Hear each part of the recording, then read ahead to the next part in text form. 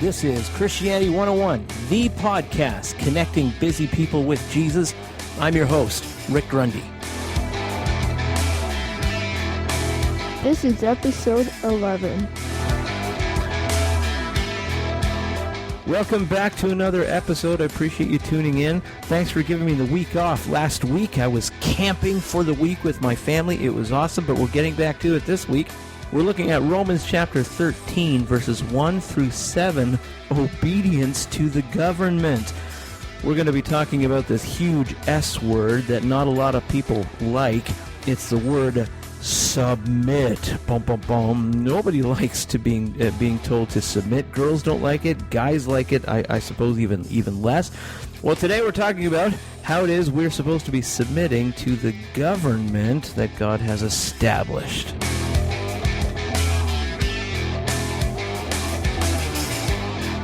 Chapter 13, verse 1, let's talk about the government. You will never find the more wretched hive of scum and villainy. We must be cautious. Verse 1 says, everyone must submit himself to the governing authorities, for there is no authority except that which God has established. The authorities that exist have been established by God. Before I unpack that, let's just look at a definition of the word submit, because there were three other Greek words that flatly meant simply to obey. This isn't one of those words. This is a different connotation. It was originally, get this, a military term that meant to arrange troop divisions in marching order, okay? So, to submit, then, was to take an assigned place because it was assigned, not because of the personal inferiority. That's not at all. Submission meant to respect the other person's rank and authority, his or her place in a chain of command. This included selfless but not blind obedience to the extent of the other person's authority. It's basically just saying, listen, just get in line. You know what your place is? Your place is not that other person's place. Just get in line. Let's talk about submitting to the government. I have a very bad feeling about this. The text says everyone must submit. It wouldn't have taken much for an imperial edict to target Christians. As a matter of fact, we saw that in history, that an imperial edict did target Christians. These are words of wisdom toward keeping this small group of Christians in the heart of the Roman Empire, in Rome itself. They're words of wisdom to keep this group of Christians safe. Submit because God has set the government in authority over us. The text says, which God has established. Now, how are you going to get around that? All governments have been placed in power by God. Judging the government is God's role. Submitting is ours. Functioning within the government structure grants us the privilege of sharing the gospel. The text says everyone must submit. Rather than being extremists by either becoming zealots or withdrawing into our own secluded community, which would take us out of society, working within the structure of authority enables us to share the gospel freely. Come on, buddy, we're not out of this yet. Now, of course, I'm not talking about all forms of governments. I'm not talking about dictators. I'm not talking about whack jobs that are in authority right now. God has set up this governance idea, and God has set up a chain of command, and everyone in some form of governance is personally responsible for how they use the authority that they have been given. And you and I, when we come under someone who has authority and is not handling that authority wisely, you and I need to be wise about what we're going to do to fit into the place that we have. Chapter 13, verse 2, God-verment. Verse 2, consequently, he who rebels against the authority is rebelling against what God has instituted, and those who do so will bring judgment on themselves. Now remember, Paul is writing this under Roman rule. I mean, where Caesar basically said he's God of gods, highest God.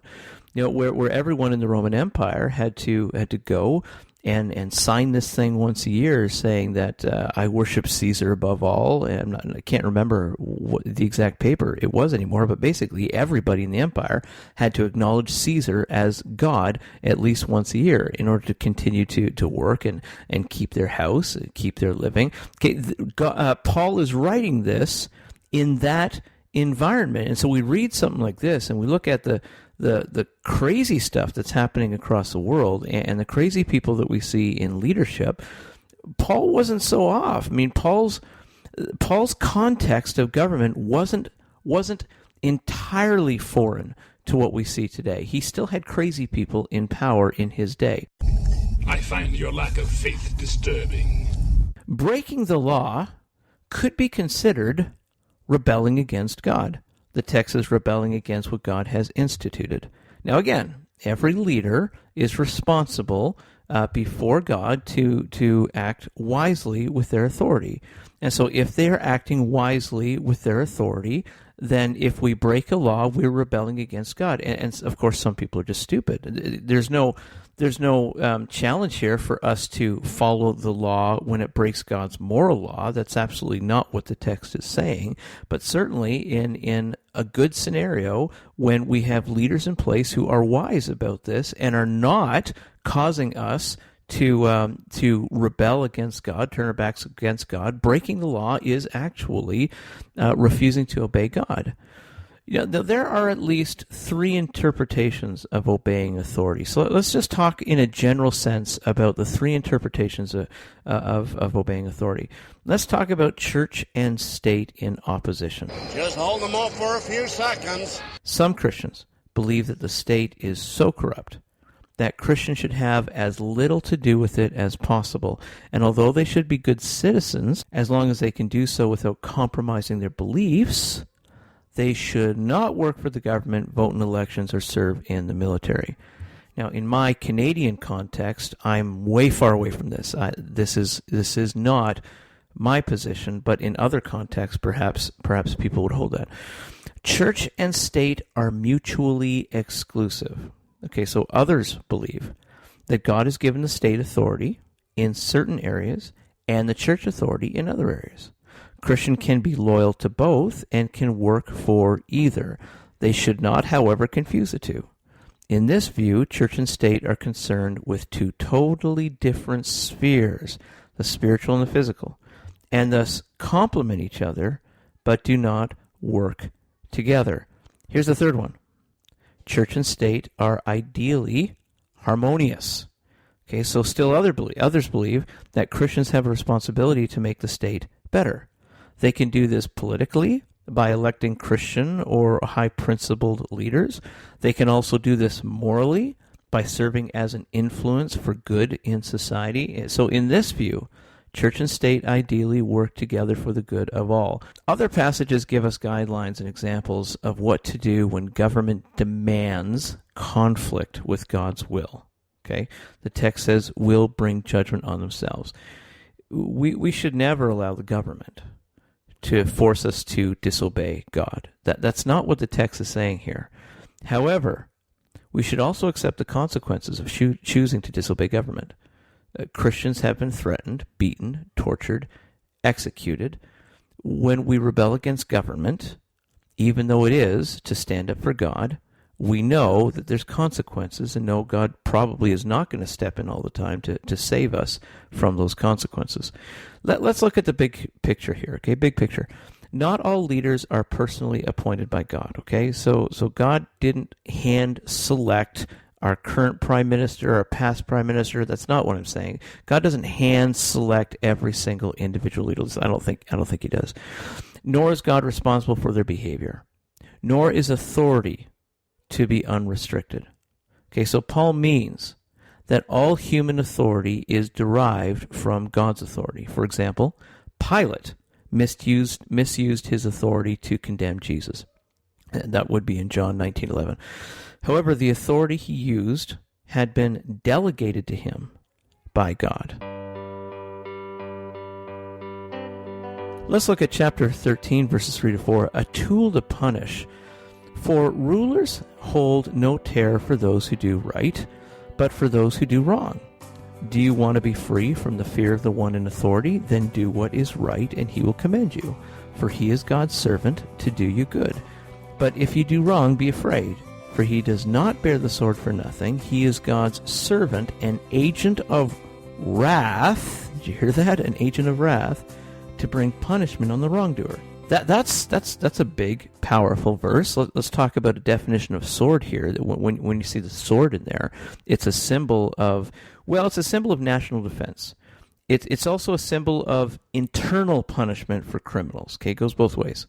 The Roman government was ruthless in maintaining order. So this symbol of swords, and of course their army was known as the short swords, this symbol of swords spoke huge volumes to the original readers at least. Society needs leadership and positive constraints. Then do what is right, the text says.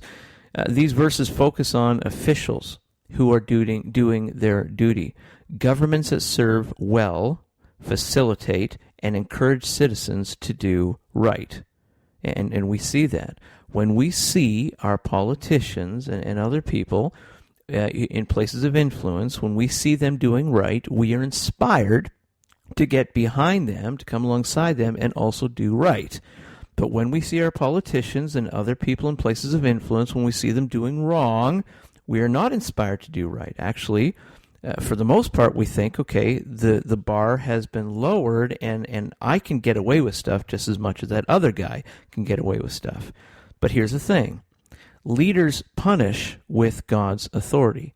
The text says he is God's servant, an agent of wrath. That's very interesting. Like, God is a God of love, of mercy and forgiveness, and yet here we see that God has instituted, created, put in place agents of wrath. Commander, tear this ship apart until you found those plans and bring me the passengers. I want them alive. Cooperation may be the most realistic approach in any environment, whether hostile or peaceful toward Christians. It's most beneficial to avoid both punishment and persecution. Most beneficial.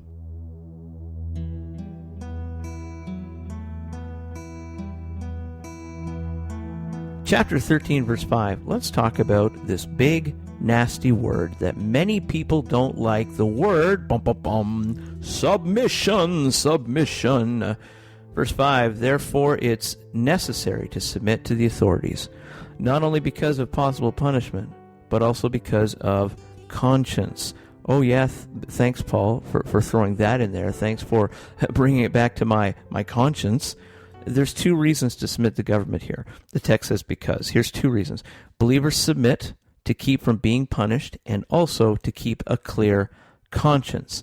So the idea here is to submit to the higher authority, particularly when it's talking about conscience, submit to the higher authority. A believer's conscience answers to a higher authority. A believer must be true to God. What we're really talking about is serve God because of conscience. We need to be serving God. We serve God by submitting to authority because God knows our real motives and he sees our every action. In chapter 13, verse 6, we're going to talk about another word that we don't like, the T word, taxes. Now, who likes taxes? Let's talk about this. Occurred, which started right here with the taxation of trade routes and has now engulfed our entire planet in the oppression of the Trade Federation. Verse 6 says, this is also why you pay taxes. Really? Why is that? Why do we pay taxes? This is also why you pay taxes. For the authorities are God's servants who give their full time to governing. Pay your taxes. Pay your taxes. And that's what the text says, pay taxes. Paul only writes this in the book of Romans. He doesn't touch on this in any other of his letters, just in the book of Romans right here. This was perhaps a more heated topic in Paul's day than it is today. Specifically in this verse, we pay to keep our authorities employed. So to answer all tax loophole questions, Christians do not have a biblical reason for not paying taxes. They are commanded to do so. Please don't cheat on your taxes. Please don't say, "Oh, I'm not supporting this corrupt government. I'm gonna pay cash for everything. Everything's gonna be under the table. I'm not gonna claim my income. I'm not gonna claim this or that. I'm not gonna declare my money." Don't do that. Okay, this is a command from God here. And I know that we're not living under a New Testament law. I get this. Paul's telling us this, so yeah, it's the right thing to do. If God has put in place our authorities, good or bad, if God is the one who set this up, then it's obeying God. It's a matter of obeying God when we pay our taxes, because God's the one who set those authorities up. Now, not all servants are equal, though, are they? The text says God's servants. Paul's not teaching that all authorities in Rome, in the particular case of the letter, are God's servants in the same sense as the believers were God's servants. The powers in Rome were arbitrary and often self-serving, so not all servants are equal. Chapter 13, verse 7. Let's talk about something a little bit easier to swallow here. Respect. We can all talk about respect. We want to give respect. We want to receive respect. I think at least today, at least in the North American mindset, we appreciate mutual respect, and we try to achieve mutual respect on most occasions. Verse 7 says, "Give everyone what you owe him or her. If you owe taxes, pay taxes." There it is again. Pay your taxes. "If revenue, then revenue. If respect, then respect. If honor, then honor. Fulfill all your government expectations." It says, give everyone what you owe them. Look, Jabba, I was just on my way to pay you back, and I got a little sidetracked. It's not my fault. Our obligation extends to everyone in leadership to whom we may owe a debt of respect and honor. The application is obviously for those outside of leadership also. However, Paul's emphasis here seems to be on authority.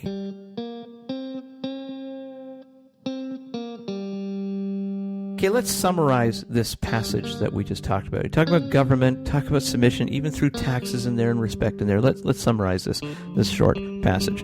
Whether we like our leaders or not, did you hear me? Whether we like our leaders or not, God has told us we need to submit to them, and that looks different for a guy like me who's in a wonderful country like Canada and somebody who is not in a wonderful country. God has set our authority over us, and we need to function within our government's structure. If we disobey the law of the land, we are actually rebelling against God. Of course, unless our leaders are telling us to rebel against God, and then we got to go a different route. Submitting to authority is part of serving God. Did you hear me? Submitting to authority is part of serving God. That includes the authority in the government. That includes the authority in your workplace. When you speak badly of your boss and he or she fires you, God gave them that sword to cut you out of that company, okay? That's God's will. Submitting to authority. What about in the church? Speaking bad of your pastor, doing things behind the pastor's back. That's okay. You're messing with what God has set up here. God knows our real motives, and he sees every single action. Society needs leadership and positive constraints. We need leadership and positive constraints.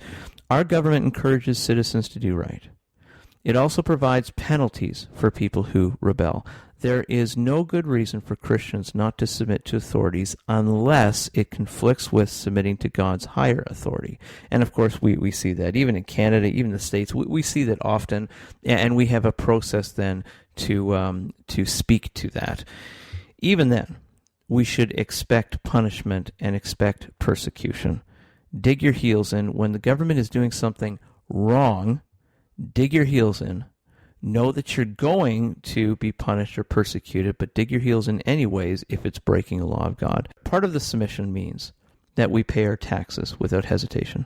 It also means we give honor and respect to all people who have some kind of governing authority over us. And if you don't do that, I'm calling you out here, a little bit of a hypocrite, okay? You're not following the Spirit of God. You are not following the Holy Spirit if you're rebelling against somebody in authority who is actually doing the right thing. You're getting at a place, you're getting at a line that God has put you in. So you got to be careful.